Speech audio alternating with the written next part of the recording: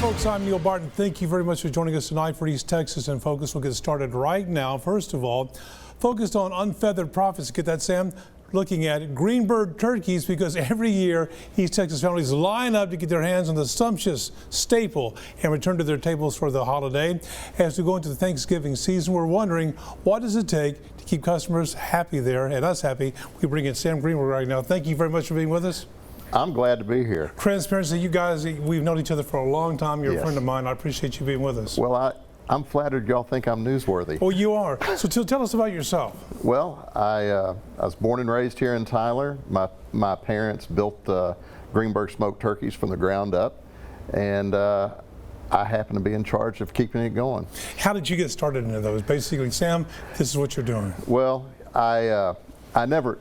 it was never like, this is what you're going to do, son. It was, I grew up with it, and I never wanted to do anything else. So you like it then? Oh, I love it. It's the absolute best. Why is that? You run like hell for 3 months out of the year, Yeah. making everything work, and then you have 8 months off to recuperate. Well, I should do that. It's Can I do turkeys? fabulous. It's a fabulous business, and I have the best people working with me, and I have the absolute best customers in the world. I wanted to ask you about that because one time I went to your place to do a report. You have a whole big staff there. They love you. You seem to love them. No, it's mutual admiration, I promise you. I couldn't do it without them. I can't answer the phones, every phone call. I can't stoke all the fires. I can't season all the turkeys. But these people treat everything like it's their own. Once again, how many years have you been in business? 80? This would have been my father's 84th year. Now, you had one season off because of bad circumstances, the explosion. Tell us about that. Well, we're back. That was, believe it or not, it was November 6th of 3 years ago. So we've made it back. I wish I could say the same for the insurance claim, but you know. Do you want to talk about that? You're still going to fight the insurance company? We're arguing with the insurance company over it, but I'll say this: I'm very fortunate that I have a good bank behind me. I have great customers, and I got through the storm. So here's the good thing about you that would impress me. Even though that year you had no business, you still paid your employees. Yes, I did. So how does that work? I can't do this without my employees. Do they stay with you full time or just part time? I've got 14 full-time employees, but I have seasonal employees that come back religiously every year, and I can't do it without them. I can't state that enough. I can't do it without them. So it was paramount that we take care of everybody. Is business good right now in East Texas? For us, it is. I think in East Texas, Tyler, we're so lucky, and I think it's understated. You know, we have a huge thing happening here. This medical school is bringing so many people into this Tyler and into this community. They have to have places to live. They have to have places to eat. They have to have food. They have to have clothing. They need all the services we have. It's going to have a snowball effect over this economy for years to come. I think it already is. There's no doubt about it. Because we had Tom Mullins here, he was one of our first guests. It's amazing how much money comes into this area, because first of all, you see the sign that says, "Welcome to Tyler, 100,000 beautiful people," but people come here every day from bedroom communities to work, to go to the doctor or whatever, to buy turkeys. Absolutely, like absolutely. 300,000 people. It's amazing, and the business community are aware of it, but it's a huge thing, and I personally can't thank Kevin Eltife enough for getting that in our community. That is, and even though across the state sometimes in the country business is bad, around East Texas it continues to be good. I believe so, and luckily. In the past, I've always been insulated. Our business has been insulated because we do service far outside of the Tyler and the East Texas area. But in this case, it's a marvelous thing. I wanted to ask you that. Where do your customers come from? Of course, they come from East Texas or whatever, but just not from Tyler, from all over the place. Well, it's Dallas, Houston, San Antonio, Austin. Then you go to the 5-state area, and then, you know, outside of the 5-state area, California is one of our biggest areas. It is. Yes. How many birds do you send to California? A lot. But it's amazing to me. We historically didn't advertise, and we have in the last few years started to advertise and get away from print and mailers. But the word of mouth that generated this business, because my father never advertised at all, is just, it's amazing. And when you get on the phone and a customer calls from California and you go, how did you hear about us, you know, and it's because I tasted it at a party or whatever, and it's amazing to me. It really is. So pretty much, what's the farthest, guys, you're shipping those turkeys? Yeah, we ship them around the country. We used to ship them anywhere, but it became impossible with the raising costs of shipping, and most of the time they didn't get there. What is the farthest place you've ever shipped a turkey? Well, we used to ship them around the world to military personnel around the world, but we try to stay away from that now because the likelihood of them making it is slim and none. You're an expert in small business. You're very successful. If I was starting Neil's Hat Shop, what do I need to know? You know, first off, I don't know that I'm an expert, but I will say this. This is my personal belief. If you treat the customer like you want to be treated and you treat them right, you will have no problem. And you have to have a good, consistent product too. And you do every holiday season. Well, we hope so. It's a good start here. When we come back with these Texas in Focus, more with Mr. Greenberg and more in depth with our topic. Be right back.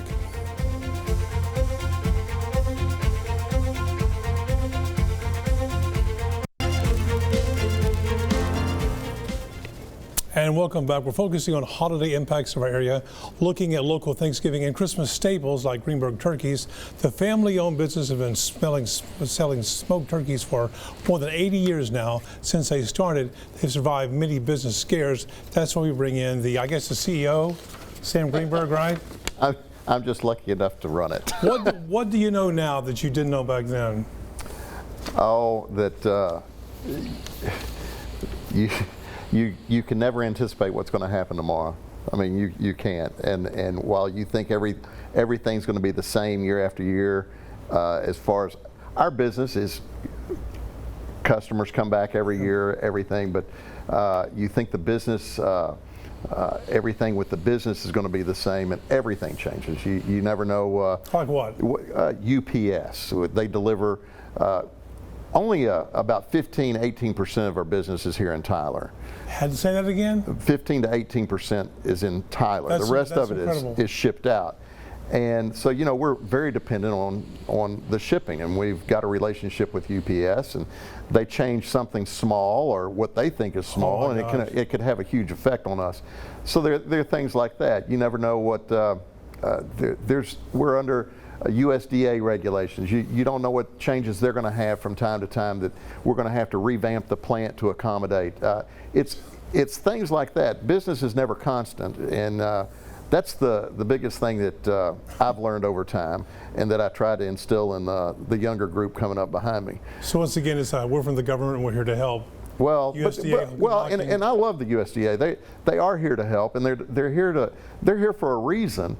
It's just that they work on a different timeline, and they hand down a reg. Well, if the regulation comes and we're about to start our season and we have to change before the season starts. So there are things like that, but we have a good relationship with the USDA. They have an office. They can come and go as they please, and I welcome them. What would make your business easier to run? Easier? Yeah. I don't think it can be any easier. I mean, you know, there are challenges in every business, but ours is no more or no less than anybody else. But I have the best people working with me, especially the people that work year round. We all mesh together, and everything gets done. How do you know how to hire good people and keep good people? Because again, you have a family. So many people would go, you know what? I'll pay them a low wage, burn them out, turn over. I get more money. You don't do that. Well, but we stand on having people for a long time, and about how long? I've got well, my right-hand man is Tracy Listener. He's been with us since 1977. I've got people in the plant whose parents have worked there. I have a woman in the office who's been there for 49 years, 48 years. Are you kidding? I mean, most people don't retire at Greenberg's. If they have a full-time job, they don't retire. I know one thing. They pass away. You are a big believer in talking to us, the media. I appreciate that. A friend of mine by the name of David Johnson was a business editor at a radio station in Dallas. And years ago, my dad told me this story. You said, David, I'll talk to you, but I'm so busy and I have a relative playing high school football. Meet me at the stadium and you can interview me while I watch football. I think that says a lot about you. Well, he did, and I talk to Dave every year. He's great, but especially this time of year, family time is you don't have much of it. Do you get to have any family time? Nowadays I do, because I work with my son. So I get family time right there at work every day. But no, I do. But historically, family time was pretty sparse, and but things have changed in that respect too. How did Oprah find out about you when you gave away all those turkeys through her? Well, I have a friend that I went to elementary school with, and he started a landscaping lighting business up in upstate New York, and she was one of his customers. And every year at Christmas or Thanksgiving, I can't remember which one it was, but he would give his customers a turkey. Well, she was on his turkey list. Oh. And he did some work for her up there. He went out to California, did some more work for her, and then she started ordering our own, and that's when we were asked to be on the Favorite Things show. She loves you, so do I. So let me ask you once again, I drive you crazy with this question, but our viewers want to know the same thing. Would you please sell turkeys all year long, especially the turkey breast? Because I'm telling you, I love sandwiches. I would so love to go down to the supermarket, buy some turkey breasts smoked. Come on, Sam, come on. Well, the problem with the turkey breast is because of the way we smoke them, the turkey breast would shrink up to about the size of a softball. That's one problem with it. And we do have them as long as our supplies after Christmas last. But the problem is, we used to smoke periodically in the off season. One thing with the USDA that has hindered us is it is harder to get them to come in for a couple of days for us to open up the operation for a couple of days to smoke a batch of turkeys and then shut back down. That has become very hard, and that's why we don't have them as readily available in the off season. So what do you do when you're not making turkeys? Well, we do our buying in the off season, and I spend a lot of time with my family. How long does it take to get things up and running? When is turkey time for you? Turkey time for us starts in mid-August, and we start getting the plant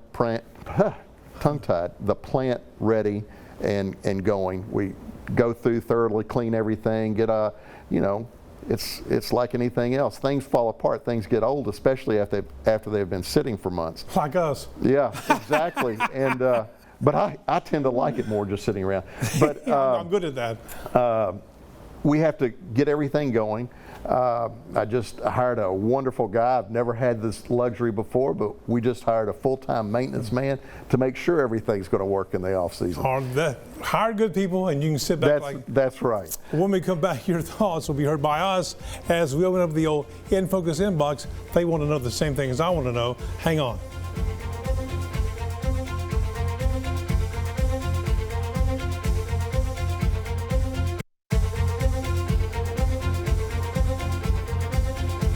And welcome back. Time of the show now in which we hear from you, the viewers, from our In Focus inbox. And here's a question sent by Mitch Henderson we're asking, what's the best way to warm the bird where it's not so dry, baby? Warm that bird. I'm not an advocate of warming the turkey. But if you do, set your oven at 350, 6 minutes per pound, but put the turkey in a browning bag, like It's a Yeah. bag you can buy at the grocery store. It's a heavy, it's not heavy, but it's a cellophane that won't melt or burn. Put the turkey in it so that all the moisture doesn't cook out, and try that. But I'm not a real big advocate of warming the bird. I usually eat them I recommend eating them at room temperature. Here's the serendipity here. Years ago, my wife was putting the box away, and she looked, and there was a recipe on the box about how to make gumbo. And we did it, and it was Was it good? It was fantastic. Well, it didn't come from me. Who did your gumbo recipe? I think it may have been my sister. I'm not sure. Well, tell her it worked. Okay. Okay, there we go. As always, we invite more feedback to Focus On. If you want to be heard next week, send us an email, infocus@ktk.com. Your comments may be shown right here on The Big Show. Coming back, final thoughts, hang with us.